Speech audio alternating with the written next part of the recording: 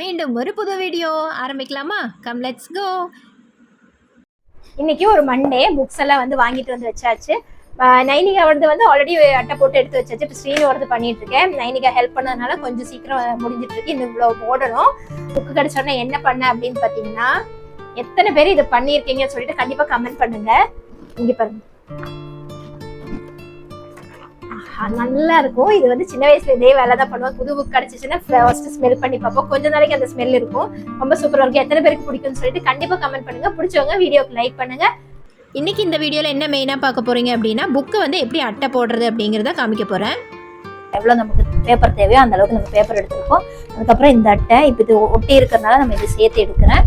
இது வந்து இங்கே இந்த பக்கம் நம்ம ஃபோல்ட் பண்ணி இந்த மாதிரி நம்ம கையில வந்து இப்படி தேய்ச்சி விட்டுறணும். கீழேயும் பார்த்தீங்கன்னா நல்லா இப்படி டைட் கை வச்சு நல்லா இப்படி இழுத்தீங்கன்னா இந்த இடம் டைட் ஆயிடும்.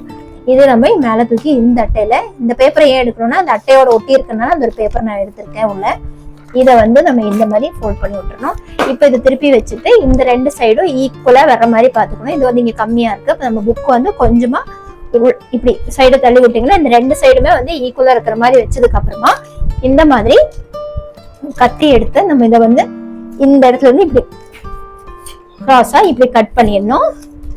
இந்த சைடும் அதே மாதிரி நம்ம இங்க கட் பண்ணிடணும். இதை கட் பண்ணி எடுத்ததுக்கு அப்புறமா இதை வந்து நம்ம ஃபோல்ட் பண்ண போறோம். எப்படி ஃபோல்ட் பண்றதுன்னு சொல்றேன். இப்போ நம்ம இது மாதிரி வச்சதுக்கு அப்புறமா இது நல்லா கை வச்சு தேய்ச்சி விட்டுட்டு அதுக்கப்புறமா இங்க இப்படி ஃபோல்ட் பண்ணிடணும். இப்படி ஃபோல்ட் பண்ணதுக்கு அப்புறமா திருப்பி இப்படி ஃபோல்ட் பண்ணி நல்லா டைட்டா ஃபோல்ட் பண்ணி நம்ம கை வச்சு இப்படி தேய்ச்சி விட்டுறணும். இப்போ இந்த ஒரு சைடு நமக்கு ரெடி ஆயிடுச்சு. நெக்ஸ்ட் வந்து பாத்தீங்கன்னா இதே வந்து இந்த சைடுல நான் எப்படி காமிக்கிறேன். சேம் அதே மாதிரி இந்த இடத்த வந்து ஃபோல்ட் பண்ணிருக்கேன். இந்த புக்கு பெருசா இருக்கிறதுனால தான் வந்து எனக்கு இந்த சைடுல வந்து பேப்பர் கொஞ்சம் கம்மியா இருக்கு.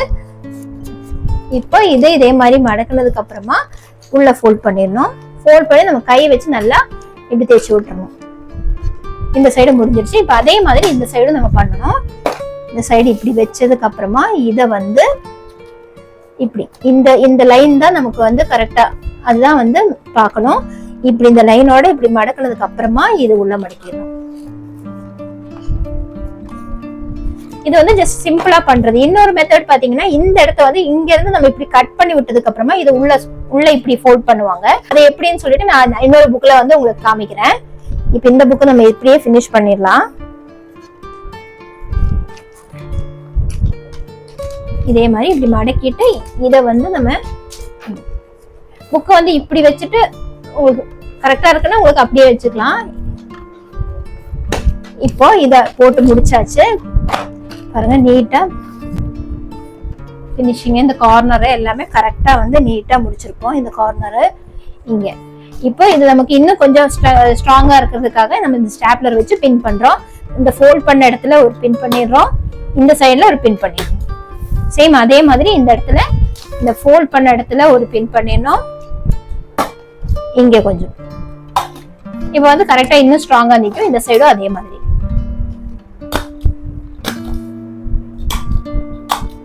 இப்போ இது பின் பண்ணி முடிச்சாச்சு. இந்த புக்ல நம்ம வந்து இந்த பிரவுன் ஷீட்ல வந்து ஆக்சுவலி இந்த மாதிரி நேம்ஸ் இருக்கு அப்படின்னா நம்ம அந்த ஃப்ரண்ட் எப்படின்னு பார்த்துட்டு தான் நீங்க பாத்தீங்கன்னா இந்த இடம் வந்து கரெக்டா நம்ம ரீட் பண்ற மாதிரி இருக்கும். இதுவே வந்து நம்ம இப்படி போட்டோம் அப்படின்னா உங்களுக்கு இது ஃப்ரெண்டுன்னு வந்து இப்ப நீங்க இப்படி பண்றீங்கன்னா இது கொஞ்சம் செக் பண்ணிட்டு நீங்க போடுற மாதிரி இருக்கும். பிளெயினா இருந்துச்சுன்னா ஒன்றும் பிரச்சனை இல்லை. இது போட்டு முடிச்சாச்சு. நான் அப்ளை சொன்ன அந்த மெத்தட்ல எப்படி போடணும்னு சொல்லிட்டு நான் இந்த சின்ன நோட்ல உங்களுக்கு காமிக்கிறேன். அதுக்கும் நம்ம தேவையான அளவு இந்த மாதிரி எவ்வளவு நமக்கு பேப்பர் தேவைப்படுதோ அந்த மாதிரி இந்த டிஸ்டன்ஸ் பார்த்துட்டு இங்க வந்து அதிகமா தான் இருக்கும். ஏன்னா சின்ன புக் இல்லையா. இப்படி வச்சுட்டோம் அப்படின்னா இது நம்ம இப்படி ஓபன் பண்ணும்போது ரெண்டு சைடும் வந்து நமக்கு கொஞ்சம் கம்மியா தான் வரும். இதுவே கரெக்டா தான் இருக்கும். இப்போ பாருங்க இங்கேயும் டிஸ்டன்ஸ் பார்த்தாச்சு. இங்கேயும் நம்ம பார்த்து தேவையான அளவுக்கு நம்ம கட் பண்ணிடணும். இதை வந்து நம்ம யூஸ் பண்ணும்போது குழந்தைங்க இருக்கு அப்படின்னா கண்டிப்பா வந்து இது யூஸ் பண்ணதுக்கு அப்புறமா கரெக்டா ஃபோல்ட் பண்ணி வச்சிருங்க. ரொம்ப ஷார்ப்பா இருக்கும். குழந்தைங்களை பக்கத்துல வச்சு இதை வச்சு பண்ணாதீங்க. கேர்ஃபுல்லா வந்து இதை யூஸ் பண்ணிக்கணும். நம்மளா இருந்தாலுமே ஜஸ்ட் கை இப்படி தெரியாம இது பண்ணிட்டோம் அப்படின்னா எங்கேயாவது கட் ஆயிடும். நல்லா பார்த்து யூஸ் பண்ணுங்க. இல்ல நீங்க ஸ்கேல் வச்சு கூட நம்ம கட் பண்ணிக்கிறீங்க. ஸ்கேல் வச்சு இப்படி கிழிச்சோம்னாலும் வந்துடும்.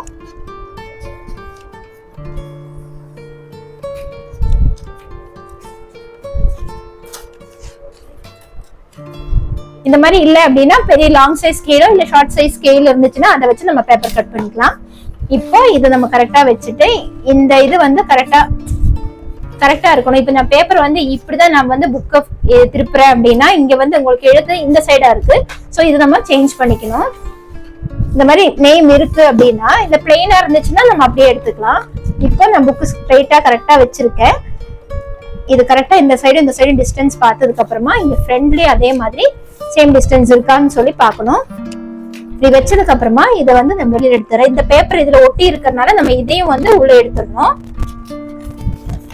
எடுத்ததுக்கு அப்புறமா இதை வந்து ஃபோல்ட் பண்ணிடணும். ஃபோல்ட் பண்ணி நம்ம கையில வந்து நல்லா இப்படி அழுத்தி விட்டுறணும். இப்போ இந்த கை வச்சு இதை வந்து நல்லா பின்னாடி இது பண்ணணும். ஏன்னா இந்த இடம் டைட் ஆகிறதுக்காக நம்ம இப்படி இழுக்கிறோம். திருப்பி அதே மாதிரி இங்க ஒரு பேப்பரும் அதே மாதிரி ஒட்டி இருக்கும். அதனால நான் இங்க வைக்கிறேன். மடக்கணும். இந்த மாதிரி கையில வந்து நல்லா அழுத்தி விட்டுறணும்.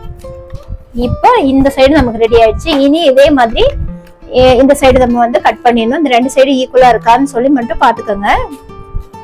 இப்படி பார்க்கலாம். இல்ல ஓபன் பண்ணி பாத்தீங்கன்னா உங்களுக்கு ரெண்டு சைடு எவ்வளவு இருக்கு அப்படின்னு சொல்லிட்டு தெரியும். இப்போ நமக்கு கரெக்டா இருக்கு அப்படின்ட்டு நம்ம இதை கட் பண்ண போறோம்.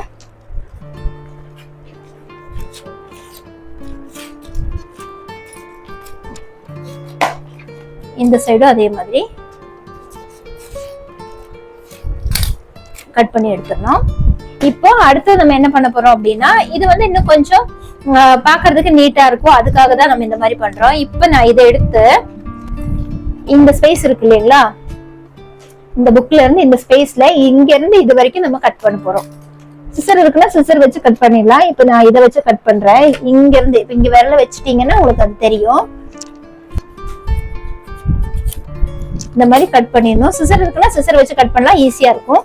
இது கட் பண்ணியாச்சு இது வரைக்கும். இதை வந்து நம்ம உள்ள ஃபோல்ட் பண்ணிடணும். இதை எடுத்துட்டு இதை வந்து உள்ள போட்டு இந்த மாதிரி உள்ள போட்டதுக்கு அப்புறமா மீதி இருக்கிறது வந்து நம்ம அதே மாதிரி இப்படி ஃபோல்ட் பண்ணிடலாம். அப்படியே பண்ண மாதிரி தான். இது கொஞ்சம் சிரமம், அது கொஞ்சம் ரொம்ப ஈஸி. இப்ப இதையே இப்படி நம்ம ஃபோல்ட் பண்றோம் அப்படின்னா இங்க எப்படி பண்ணிட்டோம் அப்படின்னா இந்த இது வந்து இங்க தெரியும். அது வந்து நல்லா இருக்காது. ஸோ அதனாலதான் நம்ம வந்து இதை ஃபோல்ட் பண்றோம். இப்படி ஃபோல்ட் பண்ணிட்டு நம்ம வச்சுட்டோம் அப்படின்னா இன்னும் நீட்டா இருக்கும். இந்த இடம் வந்து கெட்டியா இருக்காது. லாஸ்ட் டைம் நம்ம பண்ண புக்ல பாத்தீங்கன்னா இங்க வந்து கெட்டியா இருக்கும் இந்த கார்னர். இது வந்து அப்படி இருக்காது. இப்ப இதையும் அதே மாதிரி வச்சுட்டு நம்ம வந்து இங்க அமுத்தி விட்டுருவோம். வச்சுட்டு பின் பண்ணணும். திரும்ப இந்த சைடு அதே மாதிரி உள்ள எப்பவுமே புக் வந்து நீங்க பேரண்ட்ஸே வந்து போட்டு கொடுக்காம குழந்தைங்களையும் வந்து போட வச்சீங்க அப்படின்னா அவங்களுக்கும் அது தெரிய ஆரம்பிக்கும். அது புக்கு கிடைச்சோன்னா ஒரு இன்ட்ரெஸ்டா வந்து போடுவாங்க. இயர்லி ஒன்ஸ் தானே போட போறோம். அது இல்லைன்னா ஏதாவது நம்ம கிழிஞ்சிருச்சு அப்படின்னா போட போறாங்க. அப்ப அந்த டைம்ல வந்து நம்மள கூப்பிட மாட்டாங்க, அவங்களே போட்டுக்குவாங்க. என் குழந்தைய போட வைக்கிறோமே, ஐயோ வேண்டாம் நானே செஞ்சுக்கலாம் அப்படின்னு சொல்லி எப்பவுமே நினைக்காதீங்க. ஏன்னா பசங்களும் அது தெரிஞ்சுக்கணும்.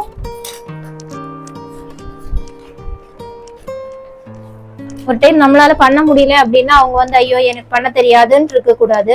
நான் எப்பவுமே அப்படிதான், எந்ததா இருந்தா தெரியணும், அவங்களுக்கு அது அந்த விஷயம் தெரியாது அப்படின்னு சொல்லி சொல்லக்கூடாதுன்னு நினைப்பேன். இப்ப வந்து என் பெரிய பாப்பா இந்த மாதிரி அட்டை போட ஆரம்பிச்சுட்டா. சின்ன பாப்பா இன்னுமே தான் நம்ம சொல்லி கொடுக்கணும். இப்பதான் 4th ஸ்டாண்டர்ட் போறா. அப்ப நீங்களும் வந்து இந்த மாதிரி போடும்போது எப்படின்னு சொல்லிட்டு உங்க குழந்தைங்களுக்கும் வந்து காமிச்சு கொடுத்துருங்க. அப்ப அவங்களும் வந்து பண்ணுவாங்க. இப்போ இது போட்டு முடிச்சாச்சு. இது அதே மாதிரி நம்ம பின் பண்ணிக்க வேண்டியதுதான். இது வந்து கழண்டு வராது. அப்படி இன்கேஸ் குழந்தைங்க ரொம்ப ரஃபா நம்ம இப்படி எடுக்கிறோம், பேக்ல இருந்து எடுக்கிறோம் அப்படிங்கிறப்போ இது கிழிஞ்சு வராம இருக்கிறதுக்காக நம்ம இந்த மாதிரி ஸ்டாப்லர் போடுறோம்.